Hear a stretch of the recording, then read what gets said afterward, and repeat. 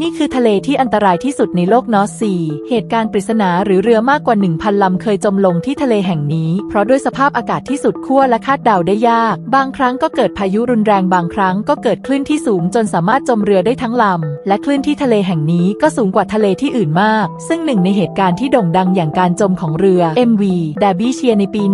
1980 ก็เกิดขึ้นที่ทะเลแห่งนี้เช่นกันการทำงานในที่แห่งนี้ก็ไม่ต่างอะไรกับการเสี่ยงชีวิตแต่ก็แลกมากับค่าตอบแทนที่สูงมากกว่าปกติหลายเท่าซึ่งคุณก็อาจจะต้องประหลาดใจเพราะที่แห่งนี้ถึงแม้ว่าจะอันตรายแต่ก็เป็นพื้นที่สำคัญต่อการขนส่งทางเรือของยุโรปมีแท่นขุดเจาะน้ำมันและก๊าซมากกว่า180แห่งดังนั้นที่แห่งนี้จึงเป็นทะเลที่ถือได้ว่าสำคัญต่อเศรษฐกิจโลกเลยทีเดียว